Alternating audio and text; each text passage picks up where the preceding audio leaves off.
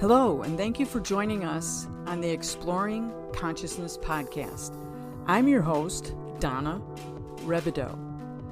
Hello, Exploring Consciousness podcast listeners. Today we have a very special guest, a good friend of mine, Joe Young, who is a musician, martial artist, and consciousness explorer. Welcome to the show, Joe. Thank you, Donna. Wonderful to be here. I'm very excited about where this is going to take us. I think it's a big can of worms we're about to embark on, so it'll be We fun. are. We're going to open it up. So, Joe, I gave an introduction on Monday. Would you like to add to that? Give a little background of who you are and who you are musically. Like, what instruments did you play? How did you start? How did you get into the profession? Okay, so my first instrument that I stuck with, I did recorder in fourth grade. Everybody does that. I did a year of guitar, and then I picked up saxophone, and I never put the saxophone down. So I've been playing saxophone since I was 12. And it's alto sax. Yep, I started out on alto, but I also play tenor and soprano and baritone as well. Um, that's not all of them, but that's the ones that you typically, those are the four that you see. Uh, and then somewhere in my 20s, I received a penny whistle, an Irish penny whistle, and a Native American flute as gifts, roughly around the same amount of time.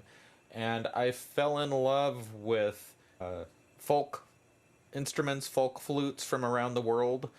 So silver flute, like modern flute, has keys on it. It's played transversely.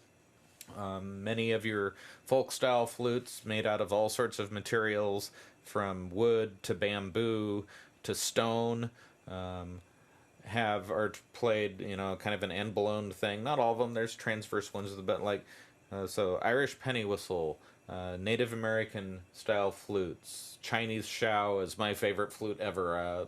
The new album has about 4 or 5 shao pieces on it. I love the shao. It's an incredible instrument. It's very haunting. I love it. But really, flutes from all over the world just fascinate me. And those flutes became, at the time, my main vehicle for writing new age style instrumental music. And I'm also, a child of the 80s. You grew up listening to Vangelis and Kitaro and, Tangerine Dream. You're going to be inundated with a lot of keyboard stuff and synthesizers. And so the synthesizers, I got a keyboard when I was, I think, 12 or 13 as well. And so I started writing on that keyboard, writing all the backgrounds, and then having those be the backgrounds for my flute or saxophone stuff. I do new age saxophone, which is really strange to some people because saxophone is quite often associated with jazz.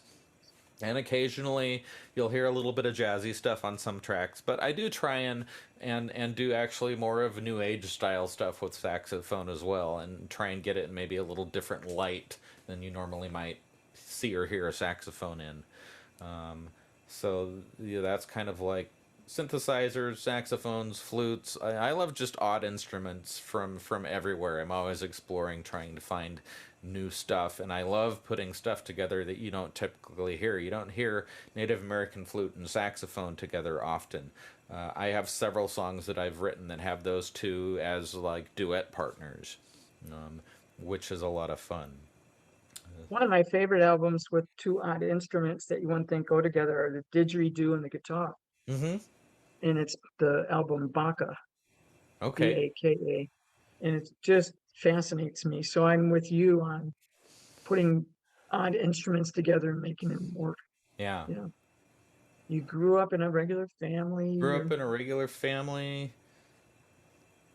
You're a musician. I'm a Okay, we don't have to musician. delve into that.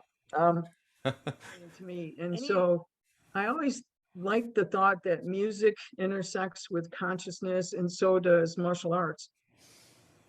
How does that interweave for you? And you can choose music and martial arts, music and consciousness, whatever way you want to go with that. Okay. I will start with music and martial arts because I had a light bulb moment one day as far as those two things go. And light bulb moments are something I think we all kind of desperately want sometimes, but they're kind of like always, they're elusive things, and when they happen, you try and explore them and cherish them and learn from them. But martial arts and music, from just first blush, I think a lot of people might say, well, those are two about of how much farther apart could you get? Um, one is fighting, right, and the other is music. Of course, if you get into martial arts is way more than fighting, as you know, all of us that have taken martial arts know, and maybe some of us that don't. And then music is a whole thing, whether you're a listener or you write or you play music, different experiences there. But there was a day in my kung fu training that music and kung fu became the same thing. And it's interesting to me that kung fu translated simply means time and effort. So from the get-go, any endeavor you do takes time and effort. So everybody's doing kung fu, right? We're all kung fu fighting. That's what we're doing. I was, I think, a brown belt at the time. I don't remember what level in our school because there's like 3 levels. And my instructor we were lined up, and he was Master John Keller. He was kind of pacing back and forth as he does when he's talking, telling stories. And he was telling us about an internal style called Shingi. And Shingi is kind of known for being very brutal, very linear, and also very internal. And he was listing the things, the qualities and attributes that it took to be a successful Shingi master. And about 8 or 9, bullet points down, it dawned on me that the 10 things that he had just listed were equally applicable to music. It was all the same attributes it takes to stand on stage and perform on an instrument in front of people. It was things like relaxation, focus, breathing, and those are just 3 super basic things. There's a lot of other more advanced things in the list as well. But just starting off from those 3 things, it's like, being in the now. You can't spar with somebody and not be in the now, because the nanosecond that you're out of that moment, you're getting smacked upside the head. It makes things very clear very quickly. So that was really a light bulb moment for me, and from that point on, music and kung fu are the same thing. And when I'm teaching music, I pretty much can't teach a music class without talking about kung fu. Some people think it's weird, but for me, it's all connected. For me, it's all connected too. And Joe has been my teacher, and so we have talked about martial arts and music, which is one of the reasons why I wanted him on the podcast. So where do you think music and consciousness, or martial arts and consciousness, intersect? I think the first one is, yeah, this has to deal with just consciousness in general. Okay, let's do Um, that. my father years ago took a psychology course from, I believe the guy's name was Chater Mason, I think. And part of that course was that people kind of go throughout their day in different states of consciousness. And he broke it down into three levels: white, yellow, and red. White is very much, if you've ever driven to the store, it's kind of a scary experience, especially the more you think about it. If you've driven to the store and you turn the car off, and if you stopped and think, I don't really remember much of how I got here, you're in the total white zone. You were not thinking about driving, which is scary. Yellow is the next step up. It's kind of it's a higher state of consciousness. It's more in the now. It's more paying attention. And then red is reserved for like traumatic experiences, things that are heightened experiences, like danger or something like that. So it's kind of like breaks it down into three really super basic things. I think music and kung fu both force your brain into at least the yellow zone, because you can't, like I said before, if you're working on sparring somebody and you're in white zone, you're going to get smacked. So and if you're performing on an instrument, the same thing, you're going to get smacked. you're going to lose yourself and go, where was I? Yeah, you're Was going I to at lose the yourself. Where was I? You're going to make a mistake. So it's a very much conscious in the now. I know that the whole thing in the now is almost it's too bad because it's been used so much. It's almost cliche, but it's a real thing. It's an important thing to me, and both of those, as well as driving, all of these things require you to be in the now, paying really close attention. And if something happens, and this is where this is all kind of where it gets really super kind of in your head. If something happens, how do you respond to that? And how do you respond to it in the moment? And generally what happens is you respond how you're trained. Everybody defaults to what their training was, because at a certain point your thinking process doesn't work. It can't keep up with whatever it is that you have to do, whether it's to play the next note or block the punch or avoid the car that just turned in front of you. That all comes down to training. So, consciousness exploration is all about training and practice too. And that's what we're trying to get my listeners to understand, that it just doesn't, even if they want to go out of body or have an out of body experience, you just don't sit there and go out of body, out of body. You take some teaching and some training, and then you practice. And it doesn't matter whether it's music, martial arts, or consciousness. It involves those things, and it involves relaxation, breathing, and going with the flow. And you do that with music, martial arts, and consciousness. So that's, to me, where it all comes together, is that you have an intention, and then if you're playing a piece of music, you get into that moment, you get into that flow. Would you Yeah. agree with that? Does that Oh, seem reasonable? absolutely. And so when I teach, I love analogies. And so I'll use kung fu analogies. I know that you have more than an affinity for basketball, so I might use a basketball analogy here as well. Sometimes I use tennis, basketball, really any sport. If I were to step on the court with today's NBA stars, I don't even know who was good. Golden State Warriors. They've been, pretty good the last couple years. And I were to go head to head with Steph Curry. It would seem to me, my initial experience would be that Steph Curry was like the fastest man on the planet if we were playing a one-on-one, because he would be by me and have scored 10 goals before I even had a chance to blink. Now, it's a perception thing, because I just stepped out there. It's new to me. I am not, we're not the same specimens. We're built differently. But it's not just that he's taller and stronger than me. It's that his brain is in a different spot than mine is for the situation. And not only is it faster for me, but it's slower for him.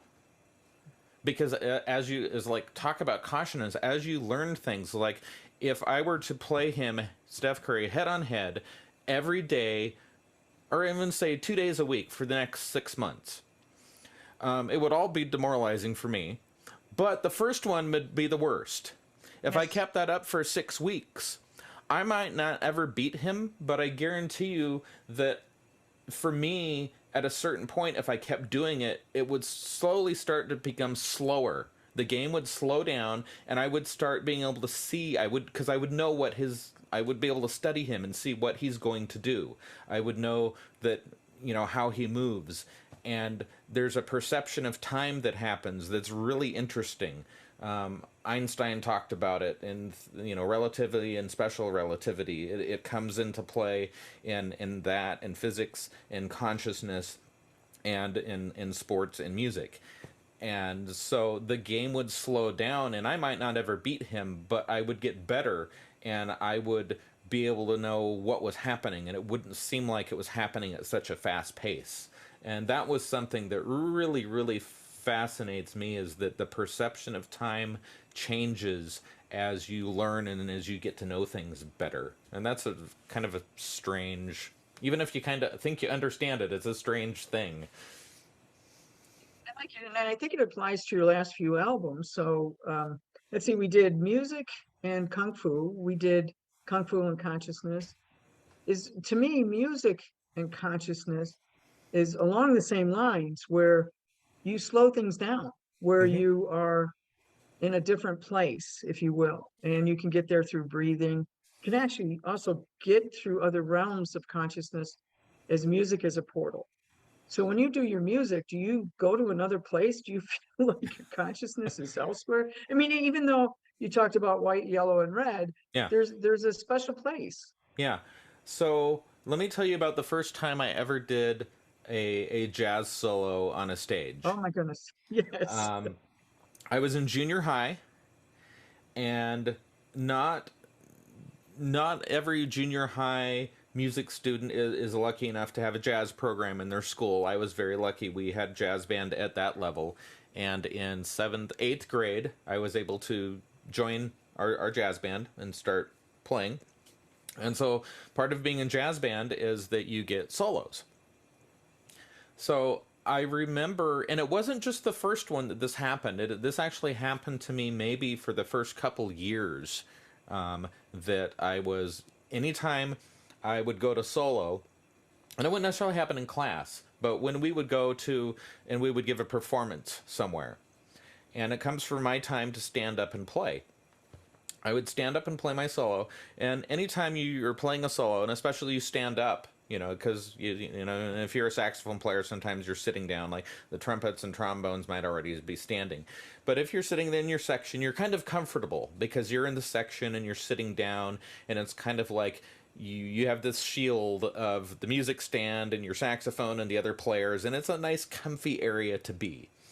As soon as you stand up, all of the focus of the room focuses on you, and you're very generally, I say you, but I was very aware of that. I think most people are. So the first time I soloed, I remember, was in the Morrison Center, which is a performing arts hall at Boise State University, and we'd gone there for a festival or something, and somebody afterward had said, that was a great solo, congratulations. And then, I had several people tell me that I played really well. And I kind of stopped, and it was like getting out of the car. I'm like, you know what? I don't remember anything. I don't remember my solo. And it was almost like an out of body experience. It almost felt like I was watching myself, kind of standing aside watching myself play. And it took me a long time to not have that happen to me, where I could be in the now and be present and be standing there and be aware of what it was that I was doing. I think it was a very spontaneous thing that happened. I don't know how many people have that experience, but I don't know. It was really, even as young as I was, I kind of understood that there was something a little more going on there than just kind of, blacking out my solo. So there's a place that there might be a fourth color that's not quite, you were in the white zone, Yeah. but you also, when you watched yourself, were in a different place. Hmm. And I think that's what can happen. And you have this intention, I want to play well, you stood up and boom, you let it flow and then had an experience. Yeah. Yeah. Wait a minute, what was that? Yeah. Part of Yeah, it so may have music, been fear induced. Part of it may yes, have been, I don't know what else, but I think for the seventh grader, I think fear probably had a lot to do with it. Have you been in those experiences since then? Do you get into those zones now as an adult and a professional musician? Do you find that you're more like Steph Curry, where you I do not nearly. I don't find myself. I don't have the out of body experience kind of like you did? nearly as often.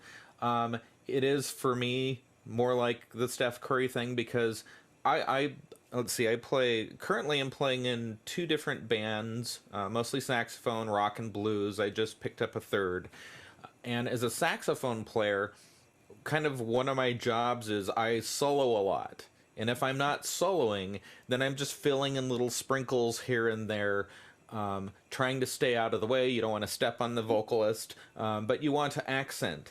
and all of that soloing and then doing your job of staying out of the way of the vocalist but accenting and putting in things, and playing parts that are written as well. All of that takes really being in the now, being conscious of what's going on, and being in a band on stage, whether you're improvising or whether you're playing something that's played the same way every time, it doesn't matter. It's always kind of a neat, surreal experience anyway, because it's more than, you have to be aware of yourself, almost super aware. But the more aware, the more you can kind of step aside and check in with all of your bandmates, the more magical it becomes. And if you know your instrument, if you're comfortable with it, if you don't have to think about the mechanics of it, if you don't have to think about breathing, if all of that is second nature, then that's when you start noticing little details of other people's performances. And that's when musicians start talking, not verbally, but they start talking with body language. They start talking with nuance. And that nuance is something that only somebody else that is in the same, and I don't know the word, the same genre, or like basketball players have their thing, their language. Exactly. Musicians have their Exactly. language. That you pick up that nuance, and that if the drummer does a certain thing because you've heard it 1,000 times before, what's going to happen. If the band gets lost, if the vocalist forgets a verse, without having a conversation, there's like 100 things that happen that the band steers around it as a whole, as a group, and the audience might not even ever know. And it's because of all of this communication that goes on that nobody ever sees. It really is an amazing thing. And I think as musicians and as martial artists, if you want to say that that's the part of sports and consciousness, we're observers. You have to get out of yourself. It's not only consciousness, like be in the here and now for you individually, but I like those disciplines because it makes you get out of yourself. It makes Mm-hmm. you look at if you want to do music, your fellow band members. You have to hear and see. You have to use your senses to communicate non-verbally. Yep. And it's the same thing in martial arts. You better be like you said, like, okay, if this guy steps this way, I know what Yep. he's going to do, and I know if he's right-handed or left-handed, or because I have to know these things. Yeah. And in consciousness, what I found is when I'm meditating in a group, as opposed to meditating by myself, there's a synergy of places where we can go in alternate consciousness. So to me, it's made me a really good observer of people, of body language. Mm-hmm. And Yep. I think it's helped in all those genres. Yeah. Yeah. So I have two other little short things Okay. on kung fu, if you want. Yes, please. One is, and this is very much a perception thing as well. So there was a guy, he was always better than me. He was amazing martial artist, and he had also been into another martial art, and I think wrestling as well. And so he was just a gifted athlete in general. But he decided one day that he wanted to work on his the technique of sweeping. So if you sweep somebody, that means you bring your foot in to safely do it as low as possible, and so you're hitting the other person's bottom of their foot, their ankle. You're probably pushing them from the front at the same time. You're basically tripping them over backwards, take them down to the ground. It's a takedown move. And so he decided that he was going to work on his sweeping skills. And for whatever reason, I was one of his favorite targets.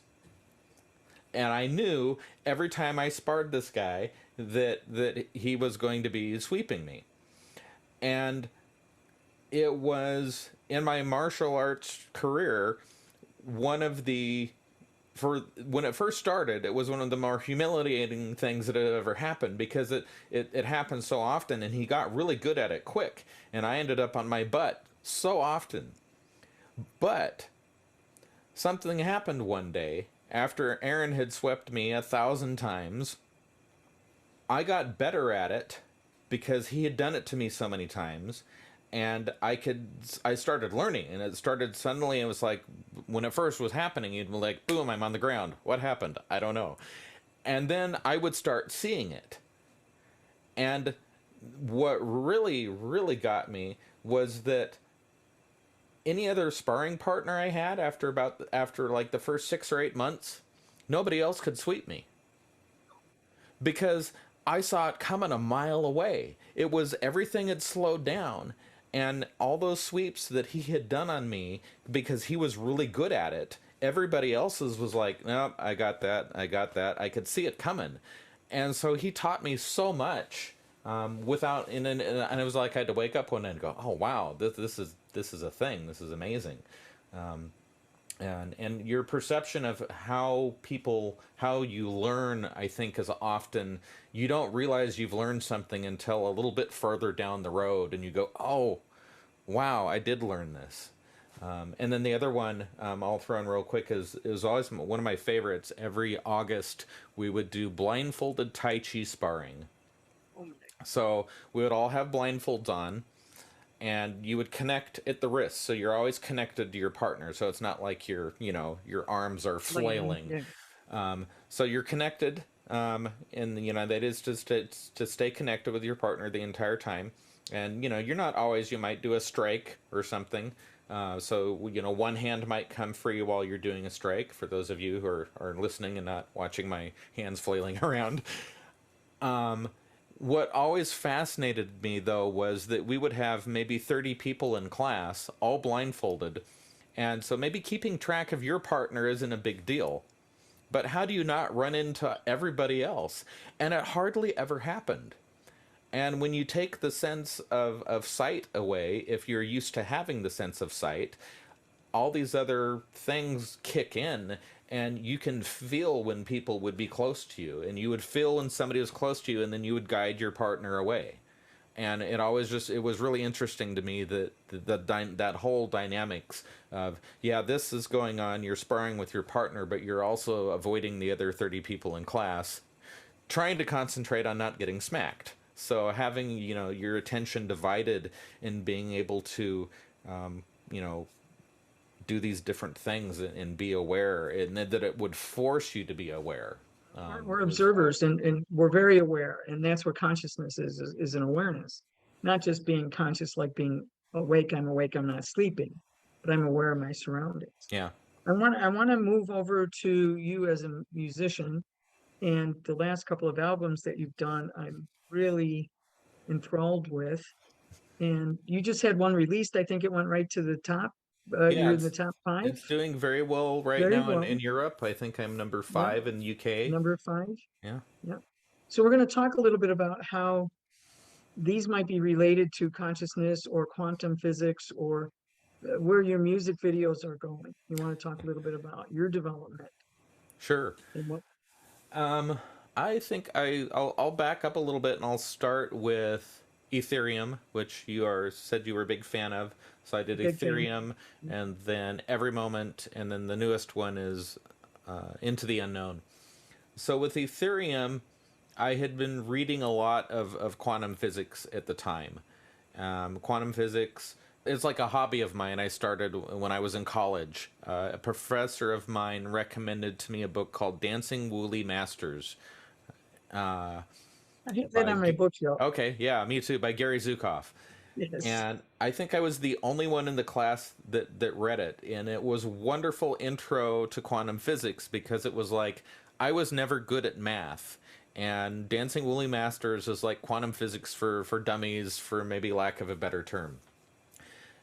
And you don't have to know the math to get into it, to start exploring the theories, and it's wonderful. And so immediately after that, I started, in any quantum physics book I can find that doesn't have me having to do math, I will read.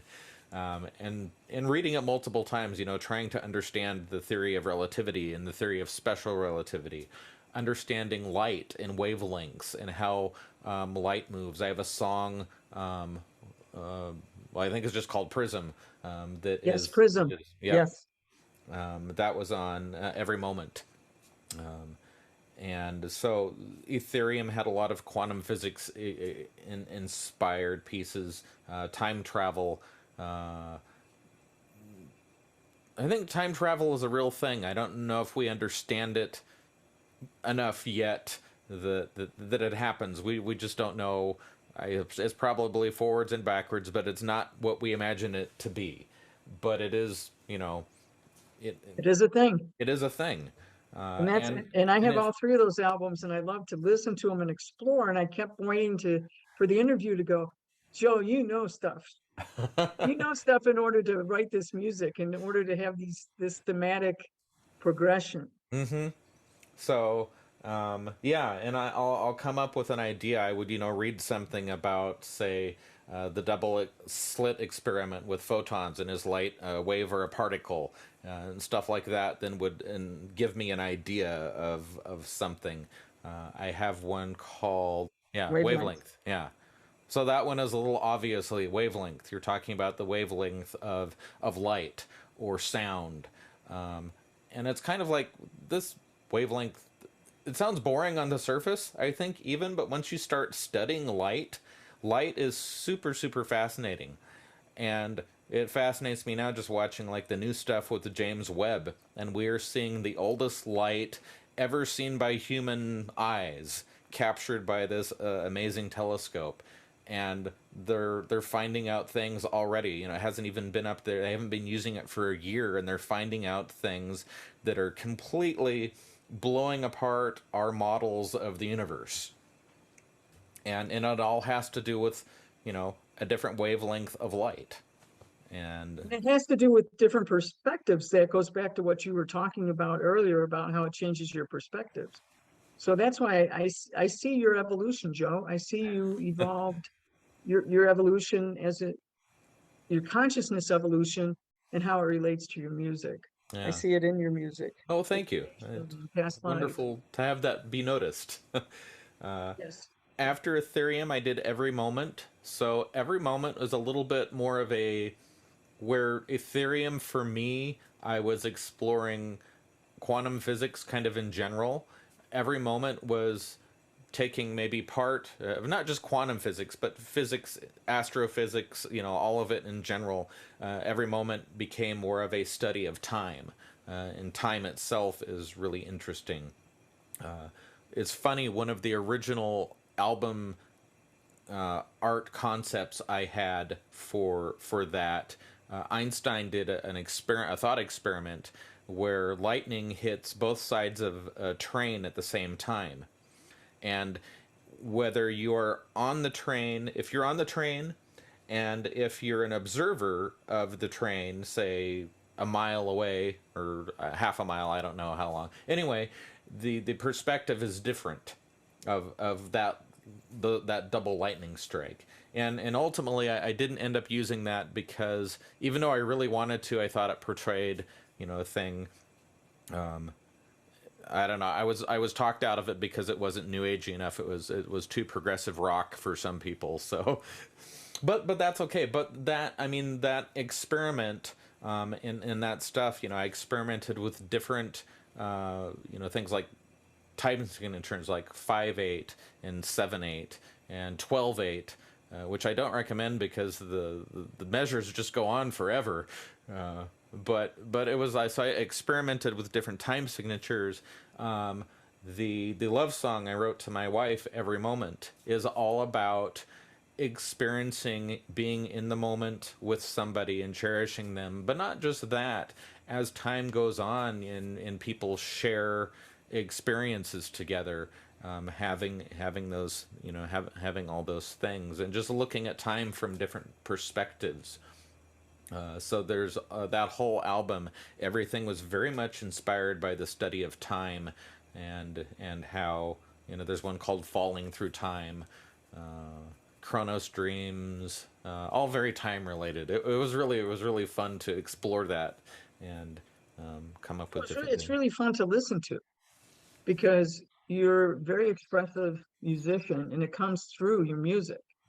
So being a time traveler myself, it's like you captured it. You listened, you paid attention.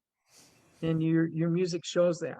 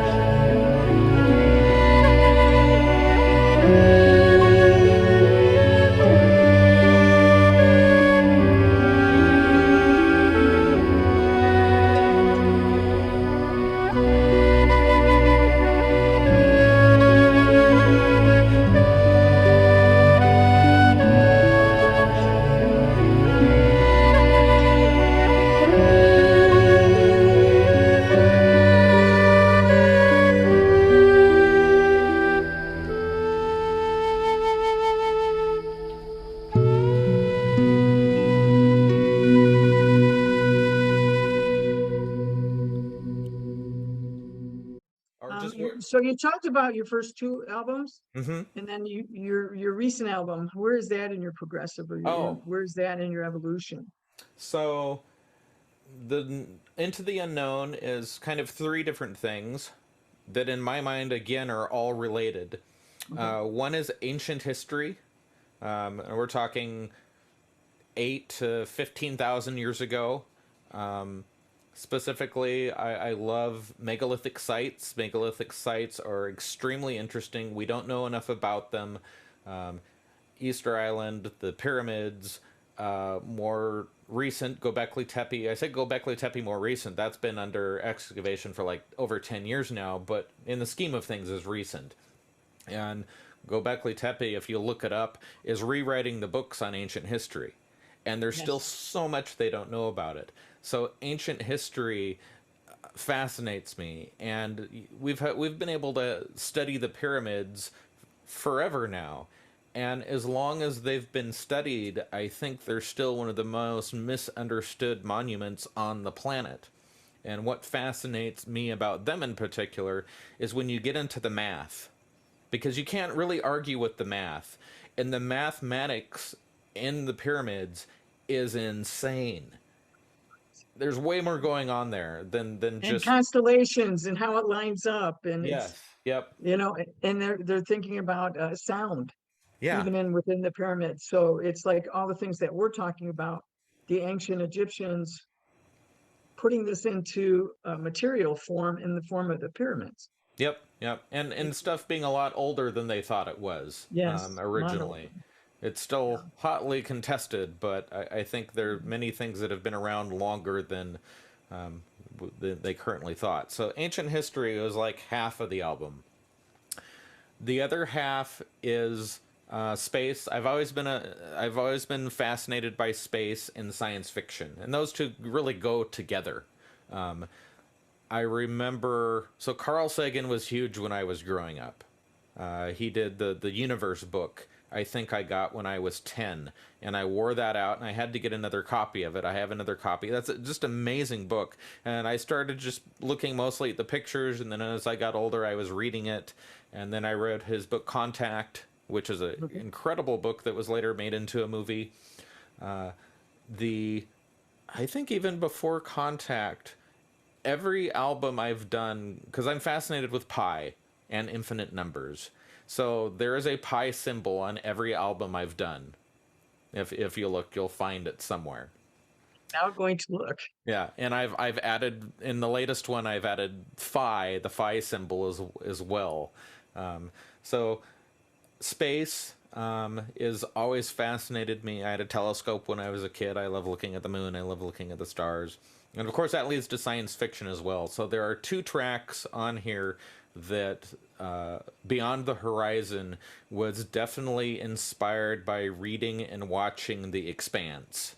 Because I just totally, and I'm in love with that whole series of books and the television show, and I just like, so it was kind of like an accumulation of thoughts and ideas, and it's like, yeah, I'm out there, I'm in space, I'm in a ship, I'm headed home. That's what Beyond the Horizon is about. I love that. Can you talk a little bit about your videos and where you're going with VR in your videos? So I've dabbled in 3D art for a long time. I've done not all of my album covers, but I've done most of my album covers are all 3D art that's created by me. And one of the things that got me initially hooked on 3D art is I'm a very visual person. I like art, and I have places that is, places in my head that I would like to visit, but they don't exist. And 3D art allows me to create those places. And that was like my first fascination with it, is like, ooh, I can create this cool picture that exists only in my head. And I love outdoor stuff. I have stuff with buildings and objects as well, but most of my stuff most of my 3D art is some sort of outdoor setting. Mhm. And then that eventually led to the idea that not only could I just create a picture, but I could create video. And that with green screen technology, which pretty much anybody with a reasonable budget can now do at home. You don't have to go to a big movie studio to do this anymore. So I have a green screen studio in my home, and I can create a 3D environment, and then I can shoot myself, shooting meaning videotaping myself on a green screen, playing my instrument, and insert myself so I can make a music video using those backgrounds. So the first couple I did using that idea, one was called one's called In Between Worlds, which is actually on the newest album, but that song's been around for a couple of years now. It came out as a solo a few years back, but I've always been into Celtic stuff. That's another, fantasy Celtic history. I mean, there's a lot of historic stuff in it, but there's Celtic fantasy as well. Stonehenge, and so that opens up with Stonehenge, and following a fairy light back to me hidden in the forest with a tree and a big stone. And so, yeah, I can create environments that don't exist in the real world, and I love that. It's just this expansive exploration for me that's a lot of fun to do, and more than just the music, because the music is like part of it, but then I can make a video that maybe gives the listener more information about, where my brain was at when I created that music. I like that music video. I've watched it several times, and the reason I go back to it is like you keep hidden things, and I keep going, oh, I didn't see where did that deer come from? You're like, what? I mean, I got to look at that again. Yep. What was that? Where was that light going? What's I, Joe doing here? I I've love that. I've always liked layers. I've always liked Yes, books that's one like of one them. before that, Da Vinci Da Code. That was Vinci it. Code, Da Vinci Yeah, Code.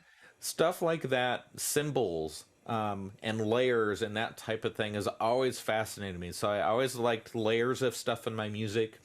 And so when I make my videos, I always like putting lots of little things like that. Yeah, that are just like almost, you might miss it. And then one day you go, oh, yeah. Yeah, you do. You do miss it, and then you do go back, and it's fascinating to me. It's because it is layers. It's Yep. it's almost like your music too, because you do that in your music. So I often have to go back and listen to your music again, going, did he just do that? Was that? I'm gonna have to get out a sheet music here and try to follow that. It's pretty Yeah. cool. I love layers, and in much of my music, a lot of even some of the simpler songs will have 10 or 20 tracks, and that's a simple song. And then some of the other ones will have like 30 or 40 tracks of just various things that come in and out. It's not all happening all at once, but in many of the composers that I listen to that inspired me to become the type of musician that I am, I think did that same type of thing. Vangelis, Cataro, Chip Davis, the Mannheim Oh, Steamroller. Uh, brilliant. those are all artists that, if you listen to their music, have a lot going on, and that always just many layers. And it speaks to when people have problems with time, and people say, well, it's not linear, and all these things happen at once. It could be almost like a piece of your music or your video. You're seeing it all at once, but there's layers. And so when people are thinking, when people say odd things like time happens all at once, oh, that's impossible. I can't think of that. You can actually use your example of in music that you're laying down different tracks and you bring them together all at once, but it's so layered. But in time, it looks linear. It looks like it's goes from here to here, but it's really there's a depth to it. Mm-hmm. It's not just from point A to point B, but behind the music are 20 layers. Yeah. You see it all at once. Yep. Yep. So that's how time travel's done, Joe. Well, it's interesting too, because not just another step beyond that musically, when you're mixing sound and you have what's called a stereo field, and placing specific things within the stereo field where it's at. So especially if you listen to, I think if you listen to a lot of my stuff is super headphone friendly. So if you have a really good pair of headphones, put that on. It'll sound good on your normal speakers, but put the headphones on. And because I'm a huge fan of, like, if I have like bell chimes or a little, some sort of little tinkly sound or a cymbal roll, you pan that stuff left to right. And it's not just something that's going left to right. It's something that's going left to right or right to left in time. And it's not just in time too, but it's like when you talk about a stereo field, you talk about if you were sitting in a auditorium and there was an orchestra in front of you, where is that sound coming from? It's coming from a specific point on stage. And of course, the beauty of recordings is that you're not fixed to that point on stage. You can then take that cymbal player and you can move him around all over the place. So it really makes music really fascinating from that point, because it's not just up and down layers. Because when you say layers, and I think you and I are probably on the same page on this, but I thought I'd clarify it. It's not just like, here's one layer and it's an up and down thing, but it's also a front to back, and it's Front to back, behind and on the yes, sides. side, exactly. Yeah. Yeah, I'm And glad you clarified that, because there's a richness there. It's not just a two-dimensional, we're going across this way and it's front and back here, but it's like an accordion. I mean, it really expands. It's Yep. expansive. Yep. There's technology now that they're it's been around for a while. I don't know how far they're into it, but they're basically a holographic. You take a laser, you shoot it into Oh, a crystal, and you create a hologram. But then you move the laser just an infinitesimal amount, and you can create another hologram. So within one tiny crystal, you can store almost an infinite amount of data. And so that's kind of how I that's how I'm thinking of my music, I guess. It's a weird concept, but the thought that you could store all of that data on this tiny little crystal, it's kind of like our brains, but just another example, I guess. So holographic laser storage, look that up. It's you can spend hours and hours just on that. Every piece of the hologram contains all of the information. What? all of the information, and you're like, I can't quite understand. It took me a long time to get through the double slit experiment. When you finally think, okay, Max Planck and Niels Bohr, you guys killed me. But now you go into hologram and crystals and lasers, it's like it's hurting me even more. Yeah, fun Yeah, it's stuff. lovely. It is good stuff. So that's my So musical world. that's your, In a I love nutshell. it. Yeah. So now we're going to talk about your mindfulness, because I love that. It kind of is another evolution to who you are, and that is, I know with Cornell, he does mindfulness. How do you do Hmm. mindfulness music, or what? How does that help you get into the mindfulness, present moment, consciousness, awareness? Well, if you've ever performed on stage in front of anybody, whether it was one person or 4,000 people or whatever, the act of performing pretty much forces you to be in the moment.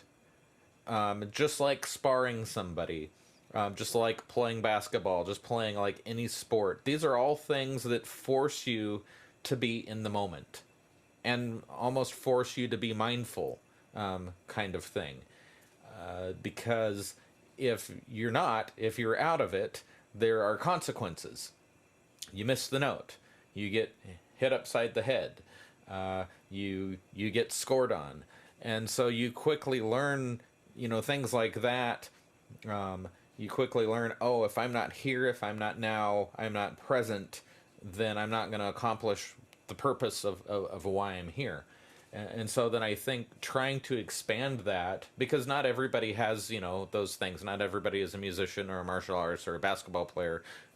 There's a lot of things, but I think it's probably somebody has maybe something like that in their life they don't know about. They just never thought about it, this thing that they do, that they're that they're probably forces them to be mindful about if they would stop and look at it. But then the rest of us are trying to figure out, if we don't have that thing, just in the quiet moments around the house, day-to-day life, how do we be in the present? How do we do these things? You can take meditation classes, you can do martial arts, you can all the different things that we try and do to be more aware of our surroundings, type of thing.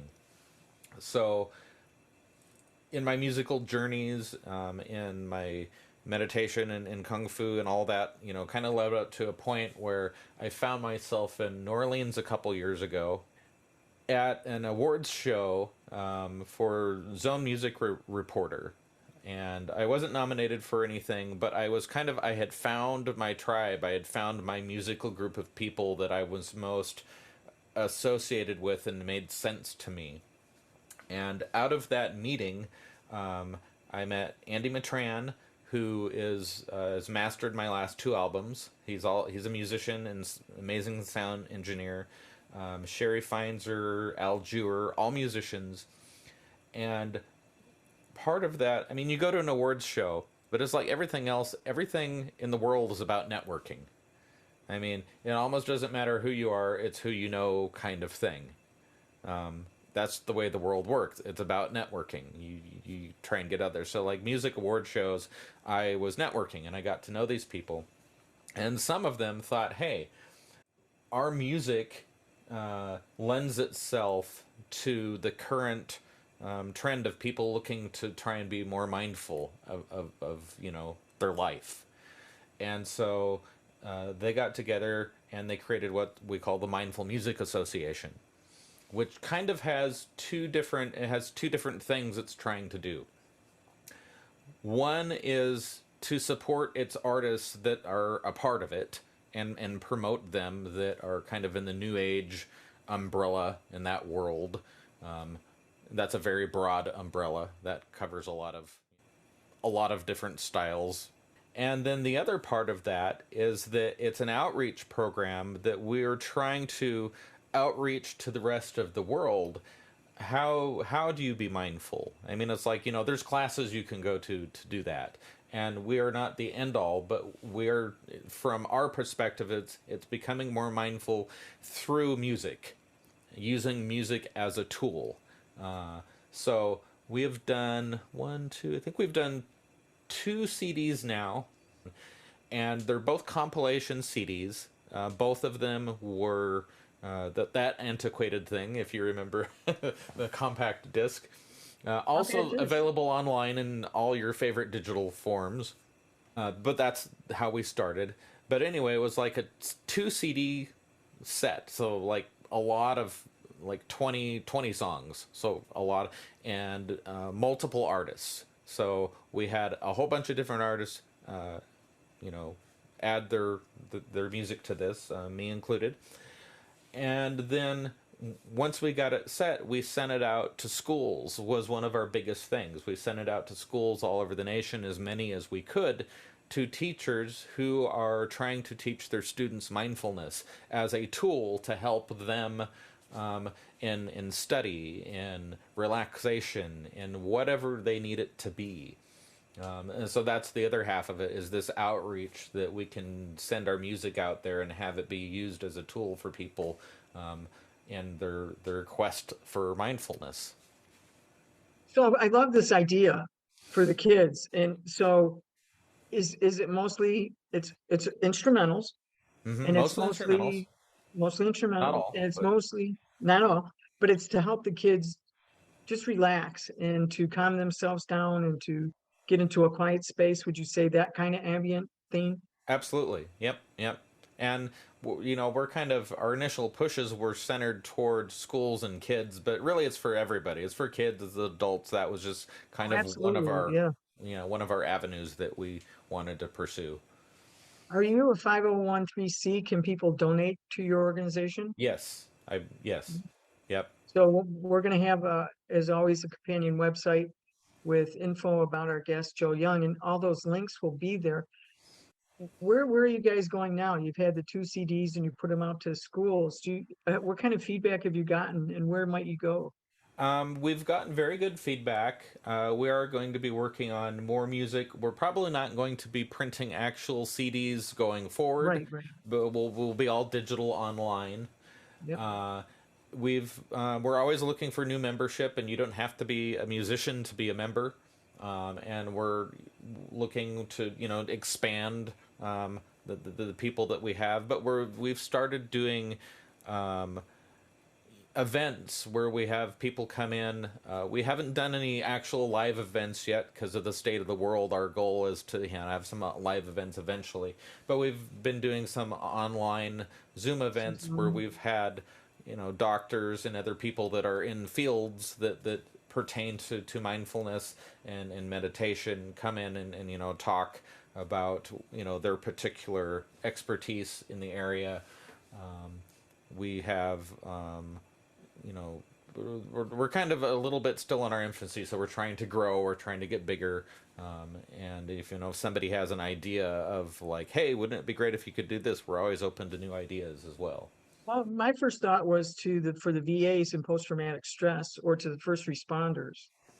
I would love to have that music put into VAs and to Oh, help that would be them that's into, a fantastic. I will bring that up the next board meeting. yeah, yep, Yes, absolutely. that's, and I did work with my guide dog. We became a pet therapy team. So children's hospitals, um, so a lot of the things, the traumatic experiences kids go through, Hmm. and I'm talking about in my book, Wednesdays with Sadie's. Miracles at Maricopa, where we talk a lot about the trauma that children have, in terms of, car accidents and burns and all the trauma that kids go through. I would love to have that music available for those kids in child life centers and hospitals. Absolutely. One of the biggest things for us is if we have an idea like this, like say, pick the VA, for example, is trying to find the information so we know the proper channels to go through and who to send it to. And that's one of the hardest part is finding Yes. that information in those people so that it just doesn't end up on a desk somewhere and not happening. So if you're one of those people that has access and knows the proper channels, it's good to have the idea, but then we also have to find out, okay, who do we send this to? And that's, if anybody has information for something like that, then that's awesome. That would help us out tremendously. Well, the podcast has 55,000 downloads and we're in 112 countries. So I'm hoping that any one of my listeners that has this idea, if you go to info about our guest, Joe's page, and his email will be there, you can email him and see if you have a contact to help this group out. Anything else about the Mindful organization? And if you type Mindful Music Association, forget if it's .com or .org right now, but if you just type in Mindful Music Association, that'll come up, and your top couple, if you're interested in that, you can do that. So people listen to this and they're fascinated by you and your music, and they realize what journey you've been on and what journey you can take them on. Is there a place you recommend they start in terms of your music? I think actually the newest one might be a really good place to start because it's really diverse. Some of my other albums I tend to focus a little bit more on flute, or I have one that's, if you love saxophone, Every Moment is all Yes. saxophone based. Has a little bit of flute and stuff on it somewhere. You mentioned Cornell Kinder Connect. You talked to him. He plays a solo on that one in one of them. But the newest album, Into the Unknown, it really is pretty diverse. It explores a lot of territory, and it explores flute stuff, it explores saxophone stuff, it explores synth only stuff, and so it kind of, I think, really is a good representation of me, and the stuff that I do is all, there's a little bit of it in there. And I love journeys. I love being able to try and tell a story and not just have the same feeling throughout. I like it to have hills and valleys, and this album definitely has a lot of those. Joe, I appreciate your time.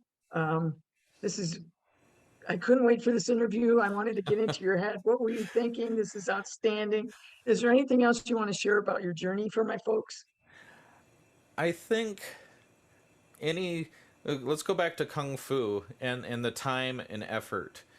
And it doesn't matter what you're doing, whatever it is that you're doing, to do it well, to understand it, to get to the point where you can start being fluent in whatever that is going to take time and effort to do.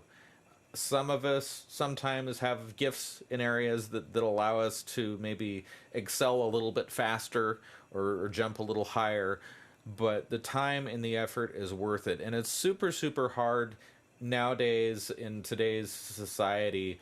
You end up working every day, you come home, you're tired, and it's super easy not to do a lot of this, and for valid reasons. And so doing anything, my great the grandmaster of my kung fu system, he knows like 7 or 9 languages, and one of the things he always said, we were lucky enough, we got several visits from our grandmaster, which is something that not every martial arts school can say. And one of the things he said is never stop, and the best thing you can do for your brain is to learn something new. That's what keeps you going, that's what keeps it acting, and keeps you interested. And so sometimes you have to say, okay, I need to set aside this time to do this, because if you don't set aside that time, it's not going to happen. And if you can't do it by yourself, which is the hardest thing in the world, if you can find a community, if you can find a partner, the community helps. It's hard to show up by yourself and do 100 sit-ups, but if you're doing it with 20 other people, it's a lot easier. So just seek out those things, and know that it's going to be hard work, and that's okay. And don't get frustrated. We all learn at our own level, and you're probably learning a lot more than you think you are. And if you stick with it, you're probably advancing more than and you're not going to notice that until time has gone by and you look back. And so you gotta, besides the hard work and effort, you just gotta give it time. And then when you look back, you go, oh, I did learning something. So that's kind of my own personal journey, what I found. That's excellent advice. Thank you, Joe. Perfect. What I was looking for my people. Thank you, sir. Thank you. Your time. Thank you for listening to today's podcast. We publish our Exploring Consciousness podcast on the Monday, Wednesday, and Friday of the second week of every month. Please check the podcast schedule and more on our companion website, exploreconsciousness.com. Thank you again for listening.